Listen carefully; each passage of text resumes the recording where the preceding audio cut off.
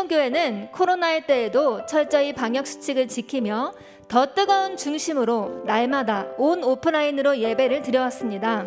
모두가 힘들고 우울한 이 코로나 때에도 하나님은 백성교회 예배 가운데 더 강력한 은혜와 성령의 기름 부으심을 허락해 주시고 계시는데요.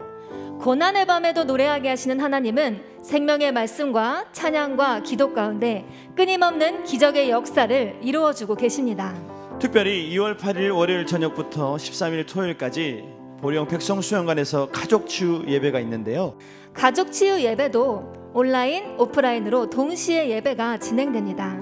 매년 명절마다 이루어지는 가족치유 예배를 통해 수많은 가족들이 치유되고 회복되는 기적이 일어나는데요. 각종 중독, 정신질환 및 불치병이 치료되고 상처가 치유되며 주 안에서 가정이 하나 되는 역사가 일어나고 있습니다.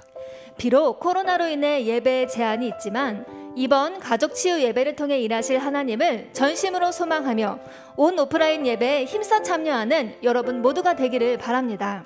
변화의 연장, 치유의 연장, 기적의 연장, 백성교회, 백성수양관 온 오프라인 예배 가운데 사랑하는 여러분을 초대합니다.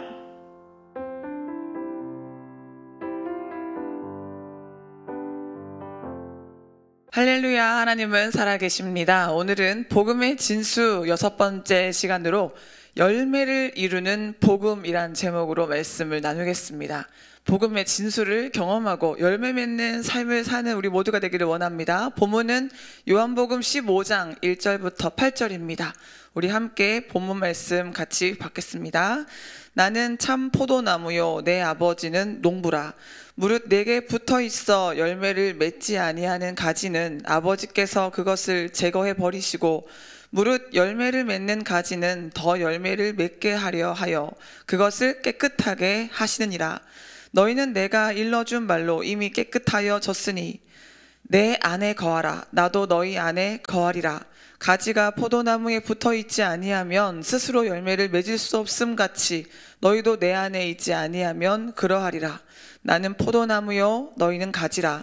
그가 내 안에 내가 그 안에 거하면 사람이 열매를 많이 맺나니 나를 떠나서는 너희가 아무것도 할 수 없음이라. 사람이 내 안에 거하지 아니하면 가지처럼 밖에 버려져 마르나니 사람들이 그것을 모아다가 불에 던져 사르느니라. 너희가 내 안에 거하고 내 말이 너희 안에 거하면 무엇이든지 원하는 대로 구하라. 그리하면 이루리라. 너희가 열매를 많이 맺으면 내 아버지께서 영광을 받으실 것이요 너희는 내 제자가 되리라. 아멘. 지금까지 우리는 한 주 동안 복음의 진수라는 테마로 은혜를 받았습니다. 복음은 예수 그리스도를 통해 나타난 천국의 능력입니다. 우리는 복음으로 말미암아 죽었던 영을 깨우고 잃었던 영적 능력을 되찾을 수 있습니다. 그러므로 우리는 날마다 복음의 능력을 누리며 살아야 합니다.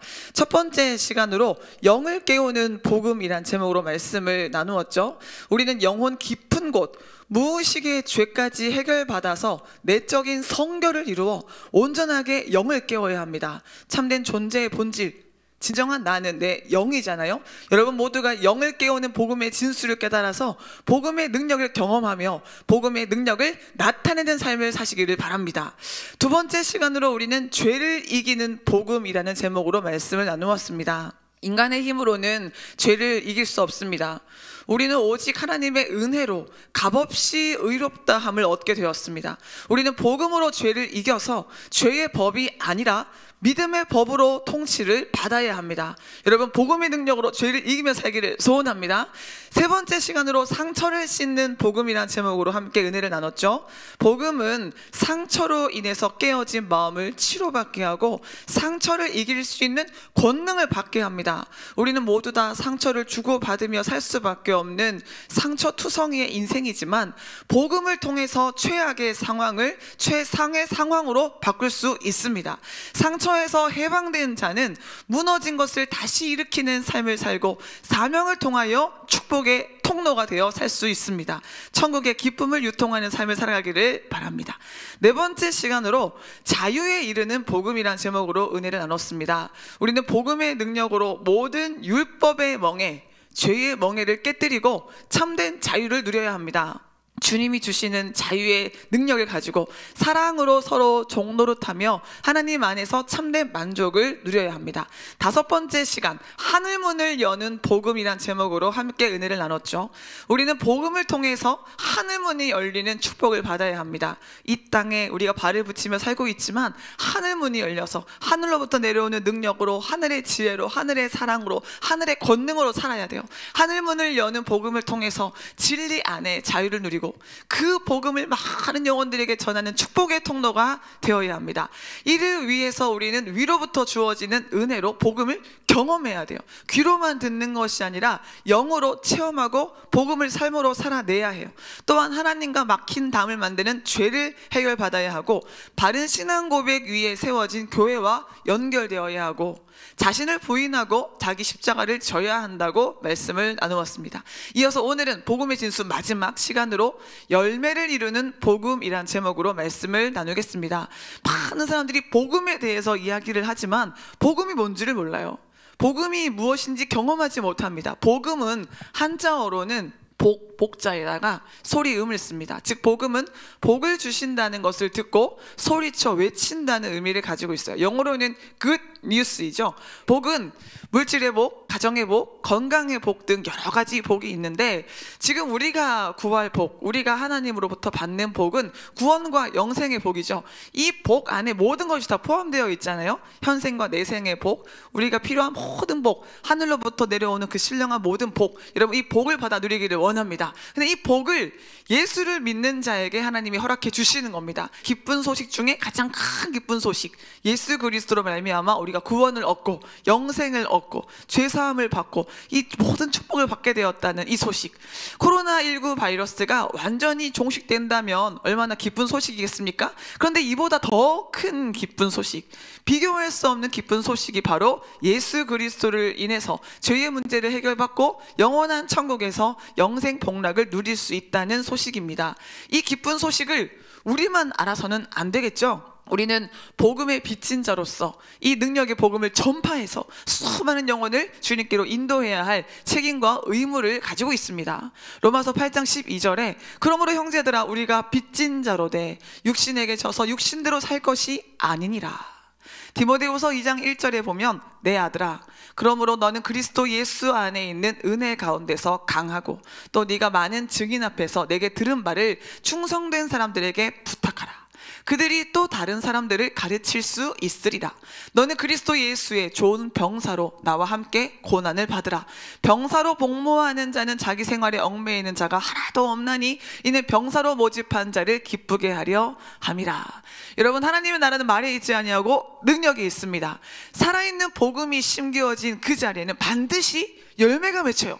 회복의 열매, 치유의 열매, 변화의 열매, 성숙의 열매가 풍성하게 맺혀집니다. 이 모든 것이 바로 영혼의 열매인데요. 사도 바울은 이 영혼의 열매를 소망이요 기쁨이고 자랑의 면류관이라고 했습니다. 데살로니가전서 2장 19절에 우리의 소망이나 기쁨이나 자랑의 면류관이 무엇이냐, 그가 강림하실 때 우리 주 예수 앞에서 너희가 아니냐, 너희는 우리의 영광이요 기쁨이라. 빌립보서 4장 1절에 그러므로 나의 사랑하고 사모하는 형제들, 나의 기쁨이요 면류관인 사랑하는 자들아, 이와 같이 주 안에 서라. 여러분 우리 영혼을 살리는 이 놀라운 복음 전파의 열매 맺는 삶을 살아가는 귀한 인생이 되기를 간절히 소원합니다. 그러기 위해서 우리는 주님 안에 거해야 되겠죠. 나의 안에 거하라. 나는 내 하나님이니 모든 환난 가운데 너를 지키는 자라. 여러분 주님 안에 거할 때 우리 열매 맺는 삶을 살 수 있어요. 복음의 진수를 경험하고 열매를 맺는 삶을 사는 예수 그리스도로 말미암아 많은 영혼을 살리는 우리 모두가 되기를 원합니다. 우리 함께 찬양하시면서 주님의 능력을 받기를 원합니다.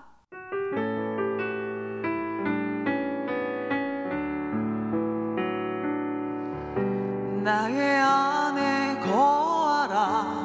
나는 내 하나님이니 모든 환난 가운데 너를 지키는 자라.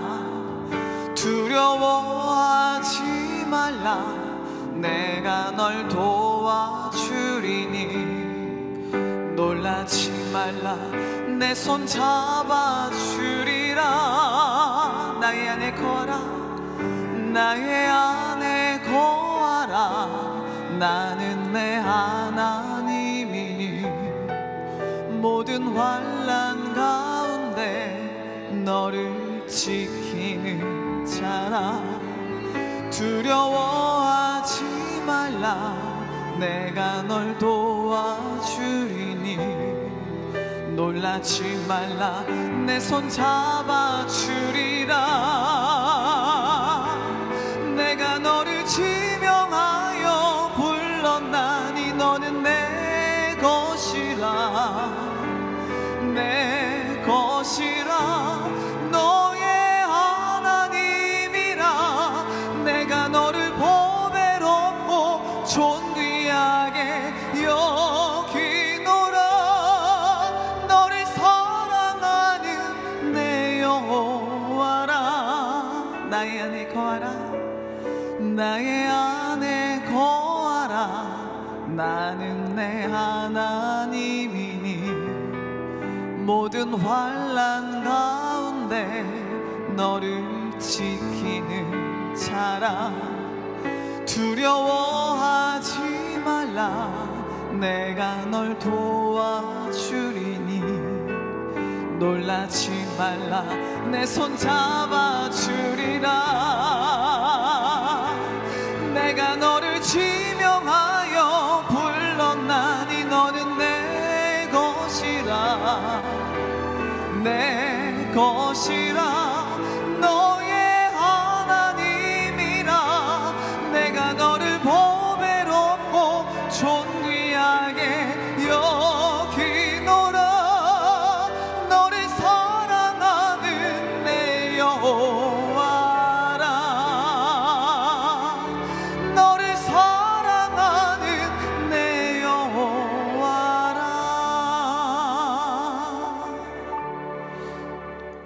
우리가 우리를 사랑하시는 주님께 붙어있기만 하면, 하나님의 은혜 가운데 거하기만 하면, 그리고 우리 자아를 내려놓기만 하면 주의 능력으로 말미암아 우리는 열매 맺는 삶을 살아갈 수가 있잖아요. 하나님이 우리에게 원하시는 것은 보기에 화려한 꽃이 아니에요. 주님은 우리에게 열매를 원하십니다.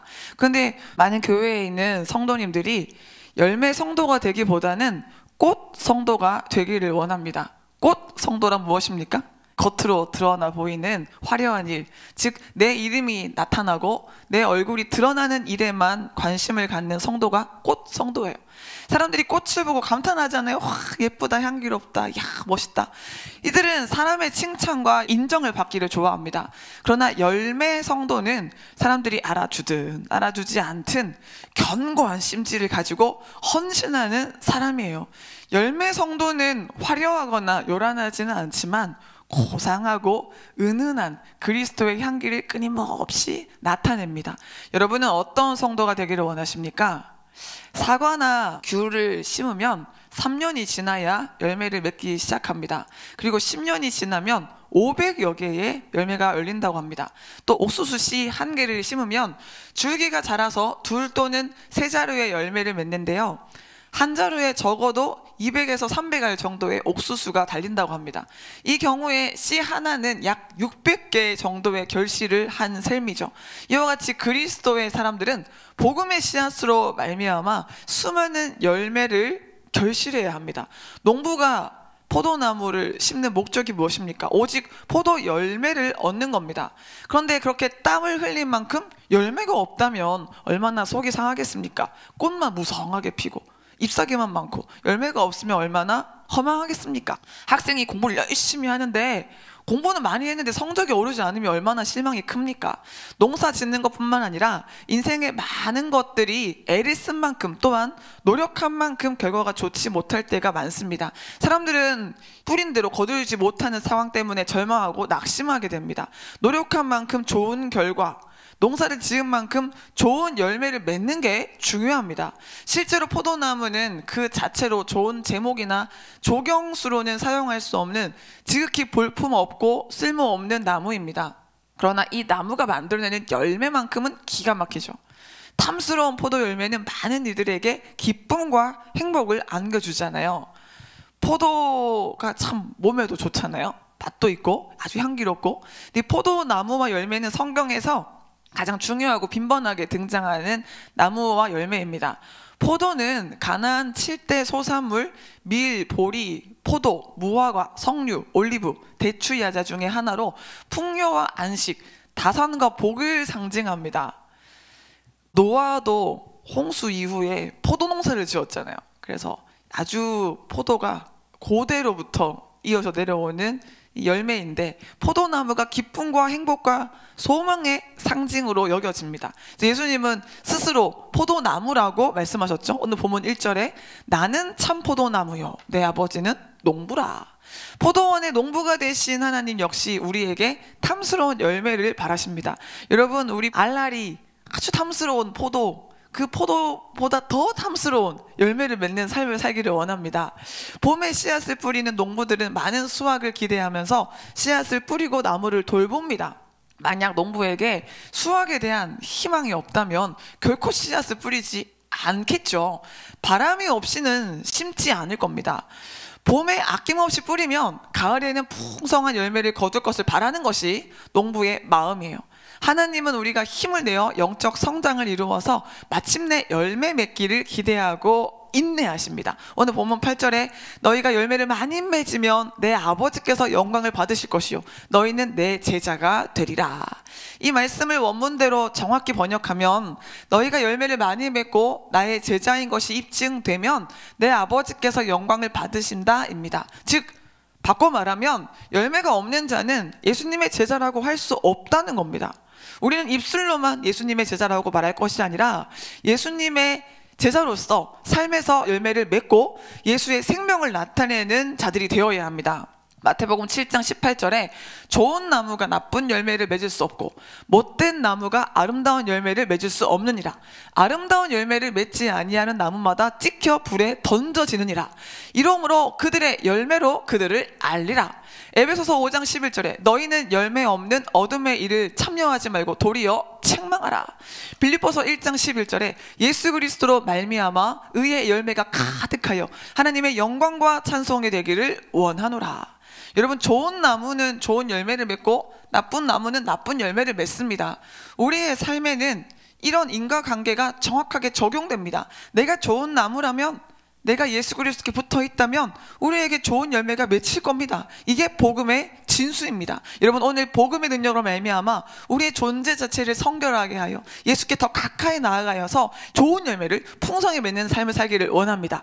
좋은 나무는 좋은 열매를 맺고 나쁜 나무는 나쁜 열매를 맺습니다. 우리 이 시간 좋은 나무, 나쁜 나무, 우리 이순희 목사님이 작사 작곡하신 노래를 부르면서 복음의 진수로 말미암아 좋은 나무 되어 좋은 열매 맺게 해달라고 기도하는 마음으로 찬양합시다. 좋은 나무 나쁜 나무 우리들은 무슨 나무일까? 좋은 나무 좋은 열매 나쁜 나무 나쁜 열매 더러울 마음에 봐 갈고 닦아 옥토 되어 아름다운 마음으로 좋은 나무 많이 심어 예수님의 사랑으로 예수님의 능력으로 좋은 열매 많이 맺어 빛 가운데 나가리 빛의 열매 모든 착함 의로움과 진실함이니 우리 모두 좋은 나무 되어 빛의 열매 맺으리. 좋은 나무 나쁜 나무 우리들은 무슨 나무일까? 좋은 나무 좋은 열매 나쁜 나무 나쁜 열매 더러울 마음에 봐 갈고 닦아 옥토 되어 아름다운 마음으로 좋은 나무 많이 심어 예수님의 사랑으로 예수님의 능력으로 좋은 열매 많이 맺어 빛 가운데 나가리 빛의 열매 모든 착함 의로움과 진실함이니 우리 모두 좋은 나무 되어 빛의 열매 맺으리. 우리는 오늘 본문의 비유를 통해서도 열매 맺는 삶의 중요성을 알 수가 있습니다. 예수님은 자신의 포도나무로 아버지를 포도원 농부로 비유하셔서 성도와의 관계를 설명하셨어요. 포도나무에 있는 가지가 열매를 맺지 못하면 다른 열매 맺는 가지의 영양분을 다 빼앗기기 때문에 결국 농부에 의해서 잘려지게 된다는 겁니다. 실제로 과수원에 있는 나무들 관리를 할 때 열매를 잘 맺는 가지만 남겨놓고 나머지 가지를 다 잘라내잖아요. 그래서 열매가 집중되어서 더 풍성한, 더 튼실한 열매가 맺히도록 하는 거죠. 그런데 과실을 맺는 가지는 농부가 귀히 여겨서 더 좋은 과실을 많이 맺게 하기 위해서 깨끗하게 한다고 하십니다. 본문 2절에 무릇 내게 붙어있어 열매를 맺지 아니하는 가지는 아버지께서 그것을 제거해 버리시고 무릇 열매를 맺는 가지는 더 열매를 맺게 하려 하여 그것을 깨끗하게 하시느니라. 예수를 믿는 사람도 그렇습니다. 좋은 열매를 맺지 못하는 사람은 오히려 다른 사람에게 악한 영향력을 끼치게 됩니다. 예수 믿는 사람이 왜 저래? 하면서 비난을 받게 되는 거예요. 예수를 믿는 사람들에게 대해서 하나님을 모르는 사람들이 기대 수준이 높잖아요. 그래서 더 도덕적이고 더 선하고 더 성실한 삶을 살기를 기대하는데 그 기대에 못 미치면 사람들이 또 많이 비난을 하죠. 그래서 좋은 열매를 맺는 사람들은 하나님께 영광이 되고 세상의 빛과 소금이 되지만 좋은 열매를 맺지 못하는 사람들, 나쁜 열매를 맺는 사람들은 하나님의 영광을 가리게 되죠. 본문 6절에 사람이 내 안에 거하지 아니하면 가지처럼 밖에 버려져 마르나니 사람들이 그것을 모아다가 불에 던져 사르느니라. 마르나니로 번역된 엑세란데는 크세 라이노의 부정 과거 수동태로 말라버리다, 시들어버리다 라는 뜻입니다. 이는 예수님을 거부하는 사람들의 영적 상태를 알게 합니다. 그들은 마치 아궁이에 던져지기 위해서 바싹 말라버린 나뭇가지처럼 마지막 심판을 기다리는 자들입니다. 특히 사람들이 이것을 모아다가 불에 던져 사르느니라 라는 표현은 그들이 당면하게 될 심판에 대한 경고인데요, 결과적으로는 밖에 버려진다는 거예요. 이는 예수 안에 있는 자는 결코 버려지지 않으며 결과적으로 말라지지도 않지만 예수 안에 있지 아니하는 자는 먼저 버려지고 결과적으로 말라져서 불에 태워지는 심판을 받게 된다는 이야기입니다. 어느 집사님이 지옥에 가기 위해서는 내가 무엇을 해야 할까요? 라는 제목이 붙어있는 희한한 전도지를 만나는 사람들마다 돌리고 다녔습니다. 이 전도지를 주면서 집사님은 그 뒷면을 보세요 라고 말했습니다. 근데 거기에는 별 내용이 쓰여져 있지 않고 아무것도 없다라는 큰 글씨만 새겨져 있었어요. 지옥을 가기 위해서는 아무것도 할 일이 없고 가만히 있으면 저절로 간다는 얘기예요. 예수를 믿는 결단이 없으면 죄에서 돌이켜서 하나님께로 오는 시간이 없이 가만히 앉아있기만 하면 지옥은 저절로 가게 됩니다. 우리는 본성상 죄인이기 때문에 그냥 아무것도 노력하지 않으면 죄 짓다가 지옥으로 가는 겁니다. 자신의 책임을 다하지 못하고 이 땅에 있어야 할 이유를 잃어버린 열매 맺지 못하는 나무들은 제거를 당하게 되고 뜨거운 불에 사라지게 됩니다. 그러므로 오늘 우리는 복음의 열매를 맺어야 됩니다. 여러분, 우리가 인생을 살아가면서 만나는 많은 여러 가지 일들 가운데 우리가 천국 가고 지옥 가는 것을 좌지우지하는 이 신앙생활보다 더 중요한 일이 어디 있겠습니까? 잠시 있다가 없어지는 이 안개와 같은 인생 가운데 많은 부귀 명예, 영화, 권세를 누린들, 그것이 무슨 대수겠습니까? 천국에 가지 못하면 이 땅에서 누렸던 모든 것들은 헛될 뿐입니다. 여러분, 우리는 천국의 소망을 가지고 천국을 준비하며 천국을 위해서 기름을 준비하는 인생을 살아야 합니다. 오늘 본문에서는 열매를 맺는 유일한 비결이 복음 안에, 예수님 안에 거하는 것이라고 교훈하고 있습니다. 우리 스스로는 열매를 맺을 수 없잖아요. 그렇다면 복음 안에 거하는 자는 어떤 열매를 맺게 될까요? 첫 번째로 복음 안에 거하는 자는 복음으로 나타나는 이적과 표적의 열매를 맺게 됩니다. 예수님이 이 땅에 오셔서 복음을 전하실 때 많은 이적과 표적이 나타났습니다. 마태복음 8장 16절에 저물매 사람들이 귀신 들린 자를 많이 데리고 예수께 오거늘 예수께서 말씀으로 귀신들을 쫓아내시고 병든 자들을 다 고치시니 세례 요한은 예수님이 오실 길을 예비한 사람이었죠. 요한복음 1장 26절에 요한이 대답하되 나는 물로 세례를 베풀거니와 너희 가운데 너희가 알지 못하는 한 사람이 섰으니 곧 내 뒤에 오시는 그이라. 나는 그의 신발끈을 풀기도 감당하지 못하겠노라 하더라. 이 일은 요한이 세례 베풀던 곳 요단강 건너편 베다니에서 일어난 일이니라. 이튿날 요한이 예수께서 자기에게 나아옴을 보고 이르되 보라 세상 죄를 지고 가는 하나님의 어린 양이로다. 이런 세례 요한도 이렇게 예수님을 알고 예수님의 이 신들매 풀기도 감당하지 못하겠다고 했는데, 이런 세례 요한도 감옥에 갇히니까 믿음이 흔들려서 제자를 통해서 오실 그이가 당신입니까? 라고 물었습니다. 마태복음 11장 2절에 요한이 옥에서 그리스도께서 하신 일을 듣고 제자들을 보내어 예수께 여짜오되 오실 그이가 당신이오니까? 우리가 다른 일을 기다리오리까? 예수께서 대답하여 이르시되 너희가 가서 듣고 보는 것을 요한에게 알리되 맹인이 보며 못 걷는 사람이 걸으며 나병 환자가 깨끗함을 받으며 못 듣는 자가 들으며 죽은 자가 살아나며 가난한 자에게 복음이 전파된다 하라. 누구든지 너로 말미암아 실족하지 아니하는 자는 복이 있도다 하시니라. 그들이 떠남에 예수께서 무리에게 요한에 대하여 말씀하시되 너희가 무엇을 보려고 광야에 나갔더냐? 바람에 흔들리는 갈대냐? 이렇게 예수 그리스도께서 오신 표적, 예수 그리스도께서 오시면 나타나는 이적을 통해서 예수 그리스도가 메시아임을 확실히 알라고 주님 말씀하신 거예요. 이적이 무엇입니까? 이적은 보통 인간이 할 수 없는 일 또는 자연 법칙을 넘어서는 초자연적인 일을 말합니다. 미러클이죠. 예를 들어 예수님께서 맹인의 눈을 뜨게 하시고 오병이어의 기적을 일으키신 사건은 모두 기적 또는 이적이라고 부릅니다. 이런 기적과 이적은 하나님의 전능하심과 위대하심, 놀라우심 등을 나타내기 위한 것입니다. 그런데 표적은 헬라어로 세메이온인데 영어로는 사인이에요. 그러니까 표적은 표시 또는 징조로서 이해할 수 있어요. 하나님께서 어떤 일을 말씀하시거나 주장하실 때 표적을 통해서 그 말씀이 하나님으로부터 온 것임을 증거해 주셨어요. 마가복음 16장 17절부터 18절에 보면 믿는 자들에게는 이런 표적이 따르리니 곧 그들이 내 이름으로 귀신을 쫓아내며 새 방언을 말하며 뱀을 집어 올리며 무슨 독을 마실지라도 해를 받지 아니하며 병든 사람에게 손을 얹은즉 나으리라 하시더라. 여기에서 나오는 표적은 믿는 자임을 드러내는 사인인 거죠.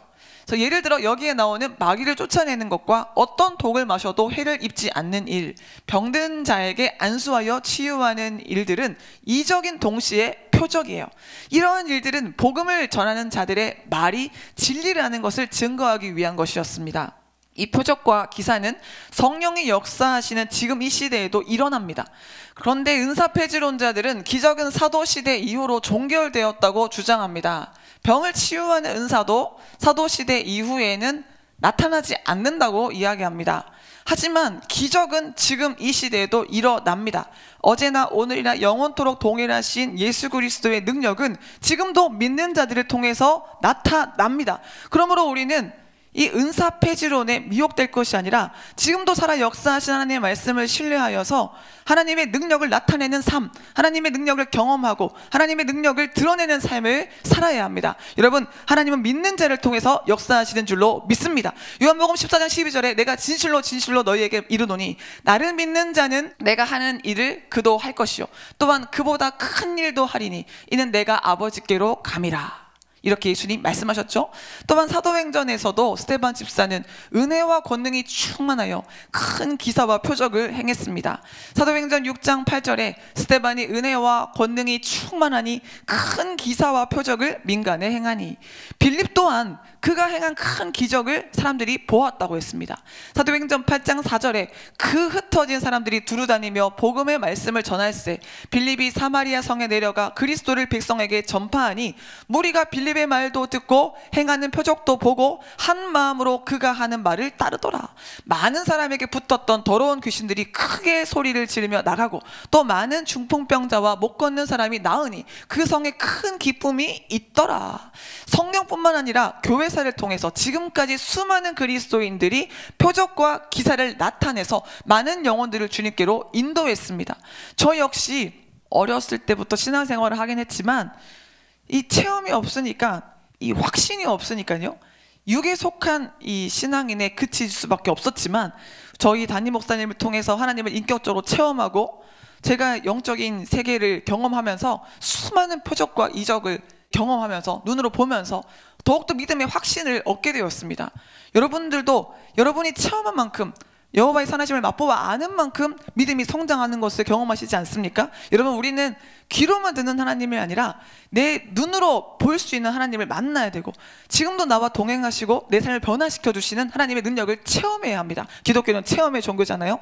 그리고 우리는 지금 이곳 이 백성교회에서 날마다 일어나는 기적을 체험하고 있습니다. 그러므로 여러분은 복음이 전해지는 곳에는 하나님의 이적과 표적의 역사가 있음을 믿고 하나님의 능력을 제한하지 마시기를 바랍니다. 사도행전 5장 15절에 심지어 병든 사람을 메고 거리에 나가 침대와 요에 누이고 베드로가 지나갈 때 혹 그의 그림자라도 누구에게 덮일까 바라고 예루살렘 부근에 수많은 사람들도 모여 병든 사람과 더러운 귀신에게 괴로움 받는 사람들을 데리고 와서 다 나음을 얻으니라. 사도행전 19장 11절부터 12절에 하나님이 바울의 손으로 놀라운 능력을 행하게 하시니 심지어 사람들이 바울의 몸에서 손수건이나 앞치마를 가져다가 병든 사람에게 얹으면 그 병이 떠나고 악기도 나가더라. 근데 사탄도 얼마든지 흉내낼 수 있기 때문에 반드시 영분별의 은사를 받고 영을 분별해야 합니다. 데살로니가 후서 2장 9절에 악한 자의 나타나면 사탄의 활동을 따라 모든 능력과 표적과 거짓 기적과 불의의 모든 속임으로 멸망하는 자들에게 있으리니 이는 그들이 진리의 사랑을 받지 아니하여 구원함을 받지 못함이라. 이러므로 하나님이 미혹의 역사를 그들에게 보내사 거짓 것을 믿게 하심은 진리를 믿지 않고 불의를 좋아하는 모든 자들로 하여금 심판을 받게 하려 하심이라. 그러므로 우리는 너무 또 지나치게 표적 기적만 쫓아서도 안 됩니다. 중요한 것은 열매예요. 삶이 변화되어야 합니다. 성령의 열매가 우리의 삶을 통해서 드러나야 합니다. 또 복음 안에 거하는 자는 복음으로 나타나는 전인적 치료의 열매를 맺게 됩니다. 복음서를 보면 예수님께서 병자들을 고쳐주신 많은 사례가 기록되어 있습니다. 치유 사역을 빼놓고 예수님의 공생의 사역을 이야기할 수는 없을 정도입니다. 누가복음 4장 18절에 주의 성령이 내게 임하셨으니 이는 가난한 자에게 복음을 전하게 하시려고 내게 기름을 부으시고 나를 보내사 포로된 자에게 자유를, 눈먼 자에게 다시 보게 함을 전파하며 눌린 자를 자유롭게 하고 주의 은혜의 해를 전파하게 하려 하심이라 하였더라. 이게 예수님께서 이 땅에 오셔서 공생애를 시작하신 목적이라고 밝히시잖아요. 마태복음 4장 23절에 예수께서 온 갈릴리에 두루다니사 그들의 회당에서 가르치시며 천국 복음을 전파하시며 백성 중에 모든 병과 모든 약한 것을 고치시니 그의 소문이 온 수리아에 퍼진지라. 사람들이 모든 앓는 자, 곧 각종 병에 걸려서 고통당하는 자, 귀신 들린 자, 간질하는 자, 중풍병자들을 데려오니 그들을 고치시더라. 지금도 치료의 하나님은 역사하십니다. 여러분의 영혼 육의 모든 질병을 예수 그리스도의 이름으로 고침받으시기를 소원합니다.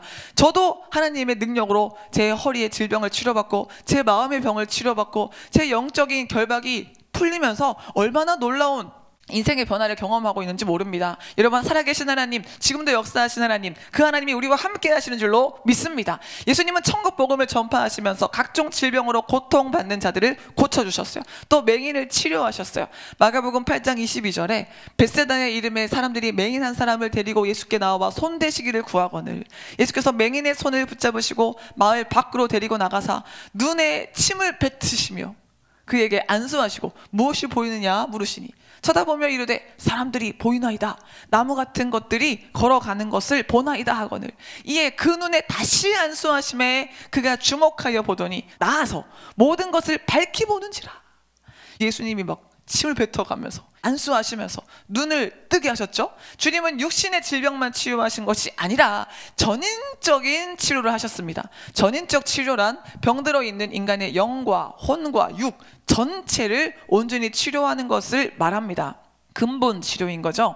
데살로니가전서 5장 23절에 평강의 하나님이 친히 너희를 온전히 거룩하게 하시고 또 너희의 온 영과 혼과 몸이 영, 혼, 몸이 우리 주 예수 그리스도께서 강림하실 때에 흠없게 보존되기를 원하노라. 너희를 부르신 이는 이쁘시니 그가 또한 이루시리라. 복음의 능력으로 인한 치유의 과정은 인간의 영으로부터 시작됩니다. 영이 먼저 치료되어야 혼과 육도 치유되어서 마침내 전인적 치유에 도달하는 것입니다. 몸은 건강한데 마음이 병들어요. 그럼 그 건강한 몸으로 건강한 삶을 살아낼 수가 없어요. 몸이 아무리 튼튼하고 아름다운 얼굴을 가지고 아주 멋지게 잘 차려입고 육신적인 치장을 해도요, 내 영이 곤고하고 내 마음이 우울하고 내 마음이 힘들면 인생을 활기차게 살아나갈 수가 없어요. 그래서 성경적인 치유란 단순히 신체적 질병과 정신적 질병의 치유만을 말하는 것이 아니라 모든 인간의 깨어짐과 무질서와 부조화를 온전한 상태로 되돌리는 겁니다. 하나님이 처음 창조하셨던 그 모습, 하나님의 형상과 모양대로 만드셨던, 하나님께서 처음 복을 주셨던 그 상태, 그 처음 모습으로 회복시키는 겁니다. 요한 3서 1장 2절에 사랑하는 자여 내 영혼이 잘된 같이 내가 범사에 잘되고 강건하기를 내가 간구하노라. 꾸준히 예배를 드리면 영이 깨어나잖아요. 영이 살아나고 영이 회복되면 저절로 마음이 강건해지니까 이제 마음의 자세가 이제 담대해지니까요, 육신의 질병을 넘어설 수 있어요. 또 육신의 질병 하나님이 치료해 주시죠. 또 연약하다 하더라도 환경을 초월한 인생을 살아갈 수가 있어요. 여러분, 전인적 치료의 능력을 복음으로 말미암아 경험하시기를 소원합니다. 세 번째로, 복음 안에 거하는 자는 복음으로 나타나는 변화와 성숙의 열매를 맺게 됩니다. 기적과 이적을 체험하고 치유를 경험하는 것보다 더 중요한 열매는 바로 변화와 성숙의 열매입니다. 하나님이 궁극적으로 가장 원하시는 열매는 예수님의 성품을 담는 것이고 성숙한 그리스도인으로 변화되는 것입니다. 에베소서 4장 13절에 우리가 다 하나님의 아들을 믿는 것과 아는 일에 하나가 되어 온전한 사람을 이루어 그리스도의 장성한 분량이 충만한 데까지 이르리니, 이는 우리가 이제부터 어린아이가 되지 아니하여 사람의 속임수와 간사한 유혹에 빠져 온갖 교훈의 풍조에 밀려 요동하지 않게 하려 함이라. 오직 사랑 안에서 참된 것을 하여 범사에 그에게까지 자랄지라. 그는 머리니 곧 그리스도라. 우리가 어린아이로 머물러 있으면 자꾸 흔들려요. 자꾸 요동합니다. 그러나 그리스도 예수까지, 그 주님께서 우리에게 제시해 주신 그 믿음의 분량까지 우리가 성장하면 견고한 심지를 가지고 평강에서 평강으로 인도를 받을 수 있습니다. 예수 그리스도는 우리 그리스도인들이 최종적으로 도달해야 할 성숙의 목표이며 인격의 목표입니다. 신앙의 성숙도를 평가하는 중요한 기준 중에 하나가 인격입니다. 인격은 한순간에 변화되지 않습니다. 인격은 구원의 조건은 아니지만 구원의 결과로서 나타나요. 예수 그리스도의 인격은 그의 겸손, 섬김, 희생으로 표현되었습니다. 그 인격을 담고 그의 삶과 정신을 따르는 것은 그리스도인의 최종 목표입니다. 여러분, 날마다 이 교만하고 욕심 많고 이기적인 이 죄로 인해서 왜곡된 인격을 버리고 예수 그리스도의 인격을 닮아가기를 소원합니다. C.S. 루이스는 하나님은 우리가 성숙해지도록 설계하셨으며 우리 자신에게는 점점 덜 집중하고 다른 사람을 사랑하는 일에 더 집중하도록 설계하셨다라고 말했어요. 점점 이타적인 존재로서 우리가 변화되어야 한다는 거죠. 성도는 예수를 믿는다는 그 자체에 머무를 것이 아니라 예수를 닮는 성숙을 이루도록 부단히 힘써야 합니다. 그리스도 닮은 그리스도인이라는 책에서 저자는 그리스도를 닮는다는 것은 단순한 입술의 고백이 아니라 삶 전체를 통하여 예수 그리스도의 거룩한 성품을 담고 증거하는 것이다. 사랑과 순종으로 그리스도를 닮음으로 그리스도 안에 계신 하나님이 우리의 모든 것이 되는 것이야말로 하나님이 생각하시는 최고의 선이자 진정한 축복이며 우리에게는 더할 나위 없는 고상한 특권이다 하고 있습니다. 생명이 있는 곳에는 반드시 변화의 열매가 나타납니다. 로마서 12장 2절에 너희는 이 세대를 본받지 말고 오직 마음을 새롭게 함으로 변화를 받아 하나님의 선하시고 기뻐하시고 온전하신 뜻이 무엇인지 분별하도록 하라. 예수를 오래 믿었음에도 불구하고 인격의 변화, 성품의 변화가 이루어지지 않았다면 우리의 영성을 점검해 봐야 합니다. 내가 정말 살아있는 믿음을 가지고 있는지 돌아봐야 합니다. 베드로후서 1장 4절에 이로써 그 보배롭고 지극히 큰 약속을 우리에게 주사 이 약속으로 말미암아 너희가 정욕 때문에 세상에서 썩어질 것을 피하여 신성한 성품에 참여하는 자가 되게 하려 하셨느니라. 그러므로 너희가 더욱 힘써 너희 믿음의 덕의 지식을, 지식의 절제의 인내를, 인내의 경건의 형제의 우애를, 형제의 우애의 사랑을 더하라. 날마다 진보하라는 겁니다. 우리 그리스도인은 예수를 닮는 성숙한 인격을 세상 가운데 나타낼 수 있어야 합니다. 우리는 세상의 빛이잖아요. 세상의 소금이잖아요.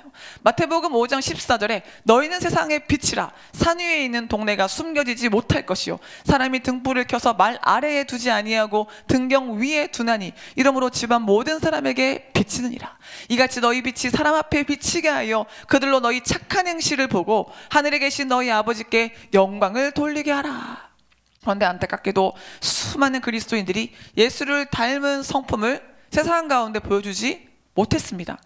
그래서 기독교가 세상에 심각한 지탄을 받게 된 거죠. 자기 안에 영적 싸움에서 승리하지 못하니까 자꾸 나쁜 열매가 뛰쳐나가는 거죠. 이로 인해서 의의 무기로 쓰임받는 삶이 아니라 불의의 무기가 되는, 사탄의 도구가 되는 그런 이 안타까운 결과가 많이 나타났죠. 우리는 이 악한 세대, 폐역한 세대 가운데서 인격의 열매를 나타내야 합니다. 인격의 변화 없이 결코 하나님을 기쁘시게 할 수 없습니다. 에베소서 5장 8절에 너희가 전에는 어둠이더니 이제는 주 안에서 빛이라. 빛의 자녀들처럼 행하라. 빛의 열매는 모든 착함과 의로움과 진실함에 있느니라. 주를 기쁘시게 할 것이 무엇인가 시험하여 보라. 우리 모두 인격이 변화되어서 주를 기쁘시게 하는 삶을 살기 위해 높은 자존감을 가지기를 원합니다. 베드로전서 2장 9절에 그러나 너희는 택하신 족속이요 왕같은 제사장들이요 거룩한 나라요 그의 소유가 된 백성이니 이는 너희를 어두운 데서 불러내어 그의 기이한 빛에 들어가게 하시니에 아름다운 덕을 선포하게 하려 하심이라. 너희가 전에는 백성이 아니더니 이제는 하나님의 백성이요 전에는 긍휼을 얻지 못하였더니 이제는 긍휼을 얻은 자니라. 성령으로 역사하는 복음의 능력은 우리의 성품과 인격을 완전히 변화시켜요. 여러분, 우리의 힘으로 안 돼도 주님의 능력이면 변화될 수 있다는 거 신뢰하시고 주님 앞에 믿음으로 나가기를 원합니다. 우리가 억지로 노력해서 아름다운 성품이 만들어지는 것은 아니지만 복음이 우리의 영혼을 구원해서 존재 자체를 새롭게 하는 겁니다.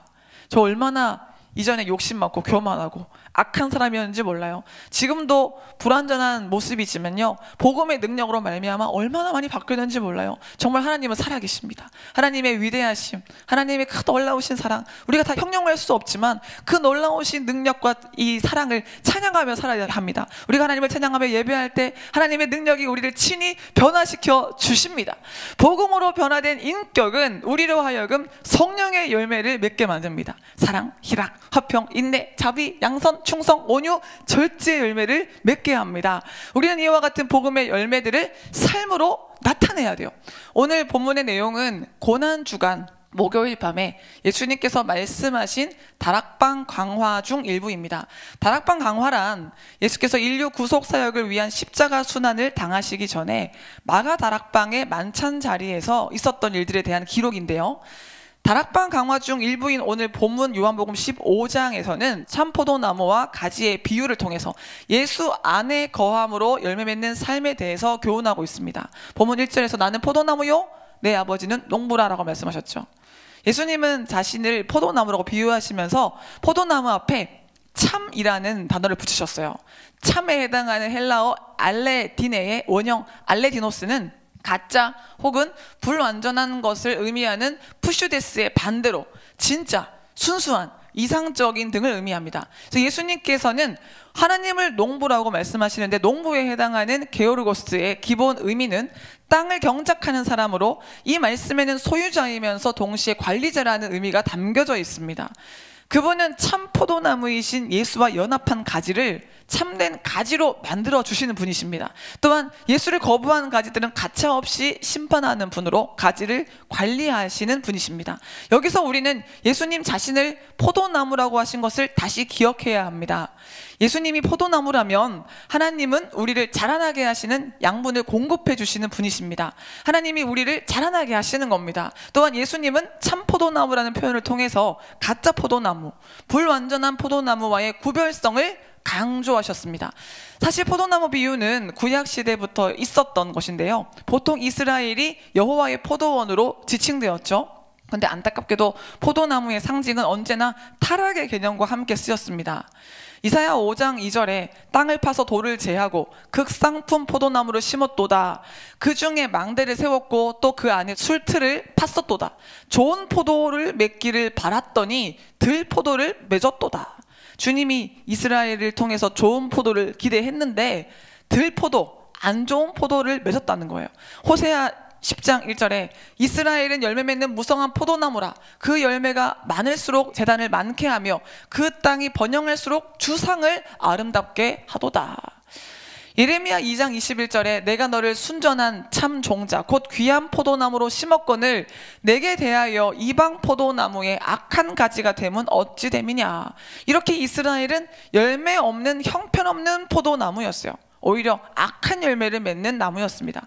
근데 이와 반대로 참 포도나무로 비유되신 예수님은 온전한 순종과 헌신으로 하나님을 기쁘시게 해드리는 열매를 맺으셨습니다. 빌립보서 2장 5절에 그는 근본 하나님의 본체시나 하나님과 동등됨을 취할 것으로 여기지 아니하시고 오히려 자기를 비워 종의 형체를 가지사 사람들과 같이 되셨고 사람의 모양으로 나타나사 자기를 낮추시고 죽기까지 복종하셨으니 곧 십자가에 죽으심이라. 하나님은 스스로 열매를 맺을 수 없는 연약하고 불완전한 인간을 위해서 복음 그 자체가 되시는 예수 그리스도를 이 땅에 보내주셨습니다. 우리의 힘과 노력으로는 결코 아름다운 열매를 맺을 수 없지만 복음의 능력이 되시는 예수 그리스도를 통해서 우리는 열매 맺는 삶을 살아갈 수가 있는 겁니다. 나를 죽이기만 하면, 나를 내려놓기만 하면, 예수 그리스도를 의지하기만 하면 복음의 진수 예수 그리스도를 통해서 열매 맺는 삶을 살아갈 수가 있습니다. 오늘 본문은 참 포도나무가 되시는 예수 그리스도께 붙어있는 자, 예수 그리스도 안에 거하는 자들만이 열매를 맺을 수 있다는 사실을 교훈하고 있습니다. 사랑하는 여러분, 복음은 열매를 맺는 능력입니다. 생명의 복음이 있는 그 자리에는 반드시 열매가 나타납니다. 예수님은 당신의 자녀들이 열매 맺는 삶을 살 수 있는 비결에 대해서 말씀해 주셨어요. 본문 4절에 보면 내 안에 거하라. 내 안에 거하라. 이게 비결입니다. 나도 너희 안에 거하리라. 가지가 포도나무에 붙어있지 아니하면 스스로 열매를 맺을 수 없음같이 너희도 내 안에 있지 아니하면 그러하리라. 열매 맺는 유일한 비결, 복음 안에, 예수 그리스도 안에 거하는 겁니다. 연약한 아기는 엄마 품 안에 있어야 안전하잖아요. 우리는 주님 품 안에 있어야 돼요. 주님의 은혜 안에, 말씀 안에, 예배 안에, 기도 안에 날마다 주님이 주시는 사랑 안에 있어야 합니다. 여러분, 더 주님 안에 깊이 들어가기를 소원합니다. 예수님 말씀하신 내 안에 거하라는 말은 단호하며 명령한 부정 과거 명령문인데요, 이를 서두에 두는 것은 성도가 하나님이 기뻐하시는 열매를 맺을 수 있는 유일한 방법이 예수 안에 거하는 것임을 강조하는 겁니다. 여기서 거하라에 해당하는 메이 나테의 원형 메노는 본장에 10번이나 등장하는 핵심 단어입니다. 이게 키워드예요. 이것은 예수님과의 영적 사귐을 지속적으로 갖는 것을 의미합니다. 한 번씩 기분 좋으면 예수님을 생각하고 말씀 막 보고 그 다음에 잊어버리고가 아니라 계속해서 지속적으로 예수님 안에 거하는 것을 의미하는 겁니다. 아무리 실한 포도나무 가지라 한들 줄기에서 잘리우면 더 이상 열매를 맺을 수가 없죠. 이와 마찬가지로 예수님과의 관계, 사귐이 끊어진 성도는 결코 하나님이 요구하시는 열매를 맺을 수가 없습니다. 그렇다면 예수님 안에 거한다는 것이 뭘까요? 복음 안에 거한다는 것이 뭘까요? 첫 번째로 열매를 맺기 위해서 복음 앞에 철저히 나를 부인하는 겸손한 마음을 가져야 됩니다. 주님 안에 거한다는 건 내 힘을 뺀다는 의미를 가지고 있죠. 본문 5절에 나는 포도나무여 너희는 가지라. 그가 내 안에 내가 그 안에 거하면 사람이 열매를 많이 맺나니 나를 떠나서는 너희가 아무것도 할 수 없음이라. 이 말씀은 연약한 우리가 오직 예수 그리스도와 연합함으로써 풍성한 열매를 맺는다는 사실을 말해주고 있는데요, 우리는 예수님을 떠나서 아무것도 할 수 없는 연약한 존재임을 철저히 인정해야 됩니다. 주를 떠나서 우리가 뭘 할 수 있겠습니까? 숨을 쉬는 것도 주님이 공기를 허락해 주시지 않으면, 우리에게 생명을 주시지 않으면 가능하지 않습니다. 앤드류 머레이는 그의 책 겸손에서 우리는 하나님을 알고 그와 관계를 맺고 있는 만큼만 거룩할 수 있습니다. 또한 하나님을 알고 그와 관계를 맺고 있는 만큼만 진정으로 겸손해질 수 있습니다. 왜냐하면 겸손이란 하나님이 모든 것이 되신다는 것을 봄으로써 나 자신이 사라지는 것 이외에 아무것도 아니기 때문입니다. 가장 거룩한 사람은 동시에 가장 겸손한 사람입니다 라고 말했습니다. 여러분, 우리는 주님을 아는 만큼, 주님을 경험한 만큼 겸손할 수 있잖아요. 나를 떠나서는 여기 해당하는 헬라어 코리스 에무는 내가 없이는 이란 뜻으로서 예수 안에 거하는 것과 반대되는 상황을 가리킵니다.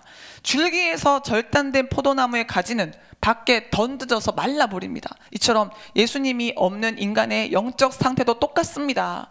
아무리 외적인 스펙이 좋고 화려한 삶을 사는 것처럼 보여도 예수님이 없는 인생은 열매 없는 헛된 인생일 뿐입니다. 아무런 학벌이나 문벌이 없었던 베드로가 안진뱅이를 일으켰죠. 이는 오직 예수 그리스도의 이름으로 복음의 능력으로 일으킨 기적이었습니다. 사도 바울 역시 예수 그리스도 안에서 나타나는 능력을 신뢰했죠. 빌립보서 4장 13절에 내게 능력 주시는 자 안에서 내가 모든 것을 할 수 있느니라. 여러분, 복음 안에 겸손한 자가 되셔서 복음의 능력으로 모든 것을 행하는 자가 되기를 소원합니다. 역사적으로 수많은 능력을 행하며 영적 부흥을 일으켰던 사람들 모두가 예수 안에서 복음의 능력 안에 있었던 사람들입니다. 우리가 예수 안에 있지 않으면 우리의 영혼을 지킬 수가 없어요. 악한 자가 우는 사자같이 두루다니며 상실을 찾고 있지 않습니까? 그러나 예수 안에 있는 사람은 예수께 있는 무한한 능력과 영광을 날마다 경험할 수 있습니다.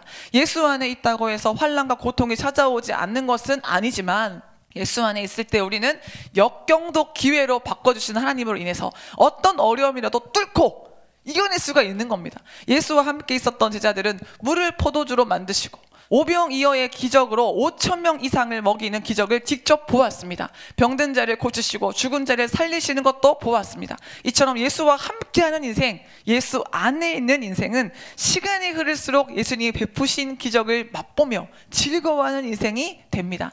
예수님 없이는 영적인 열매를 나타낼 수 있는 사람이 아무도 없습니다.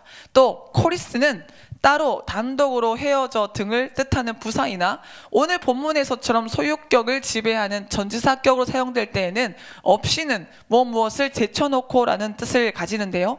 그리고 아무것도에 해당하는 우음에는 영어의 nothing에 해당합니다. 즉 예수님을 제쳐놓고 무엇을 하려고 하는 이들에게는 남는 것이 혹은 돌아갈 것이 전혀 없다는 의미입니다. 인간은 오직 예수를 중심에 모실 때만 올바른 삶을 살 수 있어요. 제대로 된 방향으로 나아갈 수 있습니다. 하나님이 기뻐하시는 삶의 열매, 신앙의 열매를 맺을 수 있습니다. 예수님과의 관계 단절은 반드시 영적인 실패, 인생의 실패를 가지고 옵니다. 결국 이와 같은 내용은 신학적인 용어로서 전적 부패, 전적 무능력으로서 표현됩니다. 전적 부패란 인간은 원래 무죄한 존재로 창조되었으나 모든 인간의 대표인 아담의 범죄 이래로 인간의 본질, 즉 본성이 완전히 부패하게 되었다라는 것을 의미합니다. 그리고 이러한 부패의 결과로 인해서 거듭나지 못한 인간, 죄의 본성을 지닌 인간은 아무런 영적인 선을 행할 수 없게 되었다는 것입니다. 복음을 진정으로 만난 사람은 이처럼 전적으로 무능한 자신의 상태를 인지하고 하나님 앞에 항복합니다. 여전히 내 뜻을 고집하고 내 의를 내세우는 사람은 아직 진정으로 복음의 능력을 경험하지 못한 것입니다. 복음의 빛이 심령 골수까지 비추게 되면 결코 나 자신을 주장할 수 없습니다. 나는 죄인일 뿐이니까요. 나는 연약할 뿐이니까요. 그토록 자기의로 충만했던 사도 바울 역시 복음의 빛 앞에서 전적으로 부패한 자신, 무능한 자신을 발견하고 탄식했었습니다. 로마서 7장 21절에 그러므로 내가 한 법을 깨달았노니 곧 선을 행하기를 원하는 나에게 악이 함께 있는 것이로다. 내가 속사람으로는 하나님의 법을 즐거워하래. 내 지체 속에서 한 다른 법이 내 마음의 법과 싸워 내 지체 속에 있는 죄의 법으로 나를 사로잡는 것을 보는도다. 오호라 나는 곤고한 사람이라. 이 사망의 몸에서 누가 나를 건져내랴. 그리고 바울은 이처럼 자기 자신에 대해서 철저히 절망한 이후에 자신의 모든 소망을 오직 예수 그리스도 한 분께 두게 되었습니다. 결국 부패한 자신을 날마다 십자가에 못 박기로 결단했어요. 고린도전서 15장 31절에 형제들아 내가 그리스도 예수 우리 주 안에서 가진 바 너희에 대한 나의 자랑을 두고 단언하노니 나는 날마다 죽노라. 웨스터민스터 신앙 고백은 사람의 전적 부패성에 대해서 이렇게 진술합니다. 6장 2번 항목에 보면 이 원죄로 말미암아 그들은 그들의 본래 의와 하나님과의 교제로부터 떨어졌고 그래서 죄로 인해서 죽게 되었으며 영혼과 몸의 모든 기능들과 부분들에 있어서 전적으로 더러워졌다. 또 전적 무능에 대해서 이렇게 진술합니다. 6장 4번 항목에 보면 우리로 모든 선에 대하여 전혀 실증나며 무능력하며 반대하게 하고 모든 악으로 전적으로 기울어지게 하는 이 본래의 부패성에서 모든 실제적인 범죄들이 나온다. 9장 3번 항목에 보면 사람은 죄의 상태로의 타락으로 말미암아 구원을 수반하는 어떤 영적 선에 대한 의지의 모든 능력을 전적으로 잃어버렸다. 따라서 선을 완전히 싫어하며 죄로 죽은 본성적 사람으로는 그 자신의 힘으로 자신을 회개시키거나 선을 위해 자신을 준비시킬 수 없다. 이처럼 우리 인간은 전적으로 무능하고 타락한 존재임을 기억해야 합니다. 예수의 복음이 아니면 타락할 수밖에 없고 영원히 멸망할 수밖에 없는 존재임을 인식하고 겸손히 복음 앞에 우리 자신을 깨뜨려야 됩니다. 우리는 은혜 아니면 살아갈 수 없습니다. 우리는 오직 예수 안에서만 주님이 기뻐하시는 삶을 살아갈 수가 있습니다. 우리 은혜 없이는 살아갈 수 없는 우리의 무능한 전적으로 부패한 모습을 주님 앞에 다 토해내며 주님의 은혜만을 구하기를 원합니다.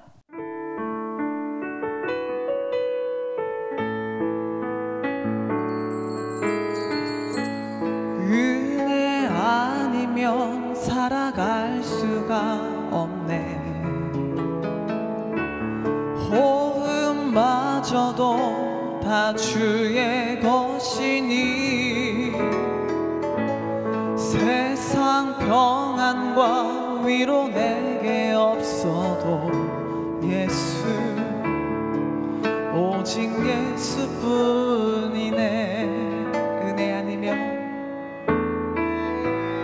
은혜 아니면 살아갈 수가 없네. 호흡마저도 다 주의 것이니 세상 평안과 위로 내게 없어도 예수 오직 예수뿐이네. 그 신계획 다 볼 수도 없고 작은 고난에 지쳐도 주께 묻기 나의 모든 삶 버티고 견디게 하시네. 은혜 아니면 살아갈 수가 없네.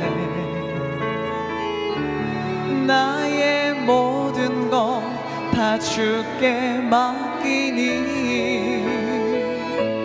참된 평안과 위로 내게 주신 주 예수 오직 예수뿐이네. 우리는 예수 그리스도로 말미암아 모든 것을 할 수 있고 최고의 기쁨을 누릴 수 있고 최상의 행복을 누릴 수 있습니다. 예수 아니면 우리는 아무것도 아닙니다. 하나님 앞에 문제가 되는 건 우리의 연약함이 아니에요. 오히려 내가 할 수 있다는 교만, 나의 강함, 나의 지혜, 이게 더 큰 문제가 됩니다. 이러한 교만으로부터 파생되는 것이 바로 독립심이죠. 독립심이란 남에게 의지하지 않고 살아가려는 마음이죠. 이러한 독립심은 세상 사람들에게 매우 칭찬받는, 인정받는 요소죠. 그러나 하나님을 의지하지 않고 자기 힘으로 살려는 영적 독립심은 하나님이 가장 미워하는 악한 죄입니다. 사탄은 우리 마음속에 끊임없이 나를 주장하는 독립심을 주어서 하나님을 대적하게 만들죠. 내 마음대로 살 거예요, 날 좀 냅두세요, 이런 마음, 독립심. 전적으로 부패한 인간은 철저히 자기 뜻을 십자가 앞에 내려놓고 깨뜨려야만 하나님의 선한 도구가 될 수가 있습니다. 마태복음 16장 24절에 이에 예수께서 제자들에게 말씀하시되 누구든지 나를 따라오려거든 자기를 부인하고 자기 십자가를 지고 나를 따를 것이니라. 자기를 부인하는 것은 자기 생각, 자기 뜻, 자기 자존심, 자기 스타일, 이런 자기 존재 자체를 깨뜨리는 것을 의미합니다. 하나님은 세상적으로 잘 나가는 사람, 똑똑한 사람, 재능 있는 사람이 아닌 철저히 하나님께 순종하는 자들, 철저히 자기를 비우고 겸손한 자들을 사용하십니다. 야고보서 4장 6절에 그러나 더욱 큰 은혜를 주시나니 그러므로 일렀으되 하나님이 교만한 자를 물리치시고 겸손한 자에게 은혜를 주신다 하였느니라. 여러분, 우리는 자랑할 것이 아무것도 없잖아요. 다 깨뜨리고 다 무너뜨리고 오직 하나님의 은혜로 살기를 원합니다. 하나님의 은혜는 향료와 같습니다. 향료는 원래 꽃이나 풀을 으깨어 익인 다음에 나오는 거죠. 좋은 향수일수록 철저하게 깨어지고 으깨져야 합니다. 깨어지면 깨어질수록 더 깊은 고상한 향을 바랍니다. 사람도 마찬가지입니다. 자신의 부족함과 연약함을 깨닫고 견고한 자아가 깨어지고 자아의 힘이 빠지면 빠질수록 깊고 고상한 그리스도의 향기가 나타납니다. 고린도후서 12장 7절에 여러 계시를 받은 것이 지극히 크므로 너무 자만하지 않게 하시려고 내 육체의 가시 곧 사탄의 사자를 주셨으니 이는 나를 쳐서 너무 자만하지 않게 하려 하심이라. 이것이 내게서 떠나가게 하기 위하여 내가 3번 주께 간구하였더니 나에게 이르시기를 내 은혜가 내게 족하도다. 이는 내 능력이 약한 데서 온전하여 짐이라 하신지라.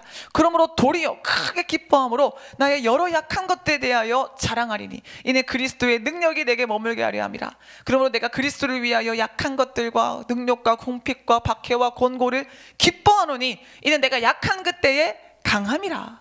여러분, 우린 예수 안에서 약할 때 강한 인생을 살아갈 수가 있습니다. 따라서 우리는 예수께서 말씀하신 대로 그가 내 안에 내가 그 안에 있는 그리스도와의 연합의 상태를 간절히 추구해야 합니다. 성도는 그리스도와의 밀접한 관계를 통해서 신비적 연합을 이루게 됩니다. 즉 성도는 그리스도를 온전히 영접함으로 하나님의 주권과 섭리 안에 자신을 두게 됩니다. 너무나 놀라운 은혜 아닙니까? 그리고 그리스도께서 그 마음에 들어오셔서 그의 모든 삶을 주장하심으로 인해 주님이 원하시는 온전한 사람이 되는 것이죠. 이것이 바로 신비적 연합이에요. 주 예수 내 마음에 들어와 계시면, 주 예수 내 마음에 들어오셔서 내 이 많은 죄를 씻어주시고 나를 온전케 하시고, 주님이 내 안에 오셔서 신비적 연합을 이루어 주시고, 주님이 내 안에 오셔서 이 모든 일을 행해 주신다는 것, 이게 정말 놀랍죠? 여러분, 더욱더 주님이 내 안에 오셨다는 것을 깨닫고 주님과 연합함으로 말미암아 많은 열매로 하나님을 기쁘시게 하기를 소원합니다. 두 번째 열매를 맺기 위해서 복음으로 연단받아 모든 죄에서 정결케 되어야 합니다. 첫 번째는 자기 힘을 빼고 겸손해야 한다고 했죠.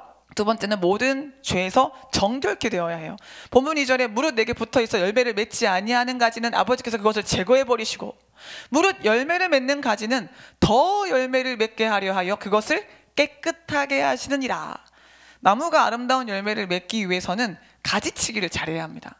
하나님은 사랑하는 자녀들의 영적 유익을 위해서 때로는 고난의 시간, 연단의 시간을 허락하십니다. 이로써 모든 죄의 가지를 제거하고 깨끗하게 만들어 축복의 열매를 맺기 위한 준비를 시키시는 거죠. 깨끗하게 하시는 이라에 해당하는 카다이레이는 도덕적, 종교적으로 깨끗하게 하다라는 의미를 지닙니다. 이는 가지로 하여금 더 많은 열매를 맺게 하기 위해서 하나님께서 취하시는 조치를 가리키는데요. 포도원 지기가 아주 열매를 잘 맺는 가지들을 잘 손질해 주듯이 하나님께서도 열매를 내는 성도들에게 특별한 관심을 나타내십니다. 이 특별한 관심이 때로는 고난과 역경으로 나타나는 연단일 수도 있어요. 고난을 허락하셔서라도 연단하셔서 깨끗하게 하시는 거죠. 더 좋은 열매를 맺게 하시는 거죠. 히브리서 12장 11절에 무릇 징계가 당시에는 즐거워 보이지 않고 슬퍼 보이나 후에 그로 말미암아 연단받은 자들은 의와 평강의 열매를 맺느니라. 때리시는 하나님은 얼마나 마음이 더 아프시겠습니까? 그러나 연단받아서 깨끗해져야 아름다운 열매를 맺고 더 영광스러운 삶을 살 수 있으니까 사랑하시기 때문에 허락하시는 거죠. 베드로전서 1장 6절에 그러므로 너희가 이제 여러 가지 시험으로 말미암아 잠깐 근심하게 되지 않을 수 없으나 오히려 크게 기뻐하는도다. 너희의 믿음의 확실함은 불로 연단하여도 없어질 금보다 더 귀하여 예수 그리스도께서 나타나실 때의 칭찬과 영광과 존귀를 얻게 할 것이니라. 엔 토마제오는 고난으로 교육받지 않는 인간은 언제까지나 어린애와 같다라고 했어요. 맞는 말이죠. 페스탈로치는 나를 높은 예지로 이끌어주는 것은 고난과 눈물이다. 복과 즐거움은 이것을 만들어내지 못했을 것이다. 또 뇌성마비 시인인 송명희 자매는 이런 글을 썼어요. 고난의 선생님께 드리는 편지. 제목이 그래요. 고난의 선생님께 드리는 편지. 선생님을 쫓은 후에도 고난은 저를 떠나주지 않았고 오히려 고난이 많아져 고통스러움은 더해만 갔었는데 선생님이 제 옆에 계셔서 육신의 고달픔이 있으나 마음은 편안했고 감사함으로 고난의 길을 잘 밟을 수 있었지요. 의심과 두려움이 있을 때는 두려워 말고 믿기만 하라. 슬프고 괴로울 때는 얘야 나는 너를 사랑한단다. 제가 도저히 용서받을 수 없을 잘못을 했을 때는 그래도 나는 너를 사랑한단다. 선생님은 그렇게 수없이 말씀하시며 그 부드러운 손으로 안아주셨죠. 제가 선생님을 만난 후 건강이 없어도 지식이 없어도 많은 재물이 없어도 선생님이 계시기에 감사할 수 있었죠. 선생님, 감사의 성숙과 이해의 성숙은 고난이 아니면 얻어지는 게 아닌가 봅니다 라고 글을 썼어요. 이러한 시를 통해서 나온 유명한 찬양이 나 가진 재물 없으나입니다. 이처럼 하나님은 당신이 특별히 사용하시고자 하는 자에게 연단의 시간을 허락하십니다. 비록 그 시간이 고통의 시간, 아픔의 시간, 눈물의 시간이지만 복음 앞에 나를 맡기기만 한다면 가장 큰 열매를 위해 준비되는 축복의 시간이 됩니다. 여러분 지금 연단 받고 계십니까? 기뻐하시길 바랍니다. 그러므로 우리는 연단에 대한 우리의 시각을 달리해야 합니다. 고난 속에서 하나님의 의도를 파악하지 못하면 우리는 순간의 고통에만 집중할 수밖에 없죠. 괴로울 수밖에 없죠. 그러나 하나님의 의도를 파악한 성도는 고난 또한 하나님의 사랑이라는 사실을 알고 좌절하거나 넘어지지 않습니다. 오히려 고난의 시간을 통해서 잠재 능력을 깨워서 하나님의 일을 위해서 스스로를 준비시킵니다. 금덩이에 쌓인 먼지는 휴지로 충분히 닦이지만 금덩이 속에 함유된 불순물은 어떻게 해야 돼요? 뜨거운 불에 녹여야만 제거할 수 있어요. 센 불로 녹이지 않으면 불순물은 결코 금 성분과 분리될 수 없어요. 이와 같이 사람도 불과 같은 시련을 통해서 견고한 자아가 깨어지고 녹아지는 겁니다. 하나님은 사랑하는 자녀에게 시련을 허락하셔서 모든 죄악의 불순물을 거두어내십니다. 그래서 우리 속에 잃어버렸던 하나님의 형상을 회복시키십니다. 하나님의 손에 연단될수록 우리는 주님의 빛을 더 온전히 드러내는 인생을 살게 됩니다. 이 시간 여러분 모두가 복음으로 연단받아 주의 빛을 나타내는 아름다운 도구로 쓰임받으시기를 소원합니다. 베드로전서 4장 12절에 사랑하는 자들아 너희를 연단하려고 오는 불시험을 이상한 일 당하는 것 같이 이상히 여기지 말고 오히려 너희가 그리스도의 고난에 참여하는 것으로 즐거워하라. 이는 그의 영광을 나타내실 때에 너희로 즐거워하고 기뻐하게 하려 함이라. 세 번째로 열매를 맺기 위해 복음의 말씀으로 날마다 성령 충만을 덧입어야 합니다. 성령 충만. 본문 7절에 너희가 내 안에 거하고 내 말이 너희 안에 거하면 무엇이든지 원하는 대로 구하라 그리하면 이루리라. 복음 안에 거한다는 것은 복음의 말씀 안에 거한다는 겁니다. 이 말씀은 그리스도와 연합된 자들에게 주어질 놀라운 축복에 대한 약속인데요. 무엇보다 이 구절에서 예수님의 말씀이 강조되고 있습니다. 예수님은 성육신하신 말씀이시며 말씀을 통해 사역하시는 분이심을 강조하신 거죠. 그래서 우리는 주님과 교제하기 위해 주님의 능력을 받기 위해 말씀을 많이 읽고 말씀을 사랑해야 돼요. 요한복음 1장 14절에 말씀이 육신이 되어 우리 가운데 거하시며 우리가 그의 영광을 보니 아버지의 독생자의 영광이요 은혜와 진리가 충만하더라.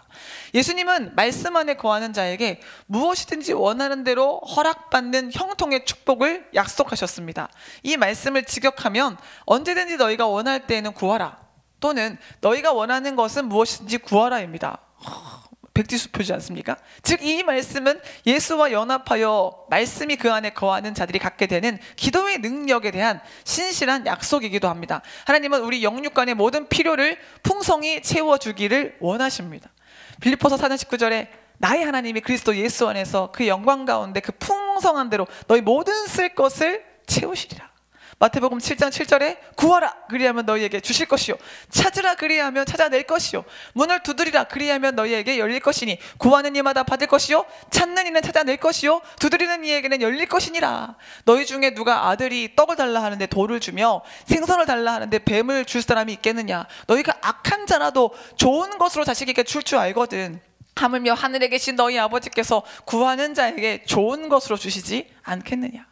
여러분 더 열심히 기도합시다. 더 구하고 찾고 두드립시다. 하나님은 우리에게 가장 좋은 것을 주기를 원하십니다. 다만 우리의 소원과 기도가 하나님의 뜻에 부합하느냐는 점검해 봐야 합니다.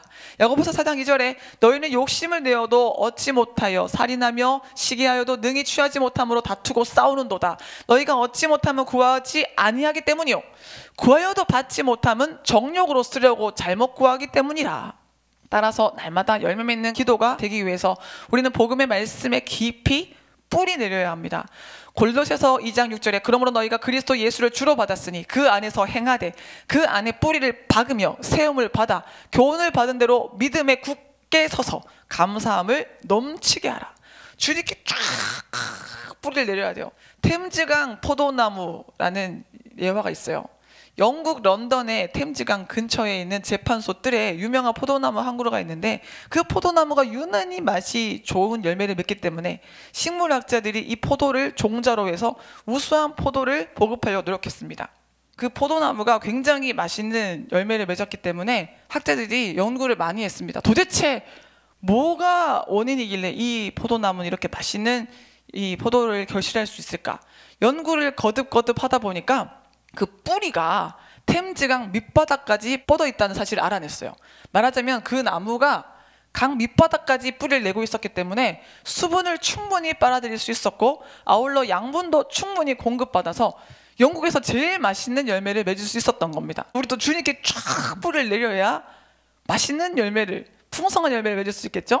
시편 1편 1절에 복 있는 사람은 악인들의 꾀를 따르지 아니하며 죄인들의 길에 서지 아니하며 오만한 자들의 자리에 앉지 아니하며 오직 여호와의 율법을 즐거워하여 그 율법을 주야로 묵상하는도다. 그는 시냇가에 심은 나무가 철을 따라 열매를 맺으며 그 잎사귀가 마르지 아니한 같으니 그가 하는 모든 일이 형통하리로다. 같은 나무라도 어디에 심기우냐에 따라서 그 운명이 달라집니다. 물가에 심긴 나무는 그 잎이 청청하여 결실이 그치지 않지만, 물이 없는 척박한 광야나 사막에 심긴 나무는 생명 부지조차 힘듭니다. 그러나 물가에 심긴 나무는 그 잎이 청청하여 결실이 그치지 않고 더위가 와도 가뭄이 와도 두렵지 않습니다. 예레미야 17장 5절에 여호와께서 이와 같이 말씀하시니라. 무릇 사람을 믿으며 육신으로 그의 힘을 삼고 마음이 여호와께서 떠난 그 사람은 저주를 받을 것이라. 그는 사막의 떨기나무 같아서 좋은 일이 오는 것을 보지 못하고 광야 간조한 곳 건건한 땅 사람이 살지 않는 땅에 살리라. 그러나 무릇 여호와를 의지하며 여호와를 의뢰하는 그 사람은 복을 받을 것이라. 그는 물가에 심어진 나무가 그 뿌리를 강변에 뻗치고 더위가 올지라도 두려워하지 아니하며 그 잎이 청청하여 가무는 해에도 걱정이 없고 결실이 그치지 아니함 같으니라. 이처럼 우리는 복음의 물가, 말씀의 물가에 심어진 나무가 돼서 항상 하나님의 영으로 공급받아 영육간의 풍성한 열매를 맺는 삶을 살아야 합니다. 우리의 영혼이 예수 그리스도의 말씀에 깊숙이 뿌리내기를 소원합니다. 작은 일에도 쉽게 영혼이 낙심하고 메마르고 피곤을 느낀다면 영성의 깊이를 점검해 봐야 합니다. 뿌리 깊은 나무가 어떤 상황에도 메마르지 않듯이 뿌리 깊은 영성은 항상 예수로 인해서 충만함과 평안을 누립니다. 여러분, 날마다 깊은 곳에서 솟구치는 이 성령 충만함의 은혜로 말미암아 힘든 일이 있어도 어려운 일이 있어도 두려워하지 않고 막 영혼이 마르지 않고 하나님의 은혜로 이겨내는 우리 모두가 되기를 소원합니다. 하나님께서 우리에게 크신 은혜를 부어주실 줄로 믿습니다. 존 라일 목사는 그리스도 안에 거한다라는 뜻에 대해서, 그리스도 안에 거한다는 것은 주님과 끊임없이 밀접한 교제를 유지하고 언제나 그에게 기대며 그를 의지하고 그에게 우리의 마음을 쏟아놓으며 우리의 생명과 힘의 원천이며 그리고 우리의 최고의 친구로 그를 신뢰하는 것을 의미한다라고 말했습니다. 사랑하는 여러분, 날마다 이 생명의 말씀이 끊이지 않는 이 백성교회에서 충만한 성령의 능력을 공급받으시기를 소원합니다. 삶이 예배가 되어 끊어지지 않는 주님과의 지속적인 영적 교제를 유지함으로 신의 성품에 참여하는 우리 모두가 되기를 소원합니다. 결론적으로 오늘은 복음의 진수 마지막 6번째 시간, 열매를 이루는 복음이란 제목으로 말씀을 나누었습니다. 하나님께서 우리에게 주신 복음은 우리 내면과 삶에 열매를 나타내는 능력이 됩니다. 복음 안에 거하는 자는 복음으로 나타나는 이적과 표적의 열매, 전인적 치료의 열매, 변화와 성숙의 열매를 맺습니다. 이러한 열매를 맺기 위한 유일한 비결은 예수 안에, 복음 안에 거하는 겁니다. 이를 위한 구체적인 방법은 복음 앞에 철저히 나를 부인하는 겸손함을 가져야 하며, 복음으로 연단을 받아 모든 죄에서 정결케 되어야 하고, 복음의 말씀으로 날마다 성령 충만을 덧입어야 합니다. 사랑하는 여러분, 이번 한 주간 복음의 진수라는 테마로 은혜를 받았는데요, 무엇보다 여러분의 삶 속에 하나님이 기뻐하시는 열매로서 복음의 진수를 나타내는 삶을 사시기를 바랍니다. 그래야 많은 영혼을 주께로 인도하는 축복의 통로가 되어 하늘의 별과 같이 영원토록 아름다운 삶을 살아가시기를 주님의 이름으로 축원합니다.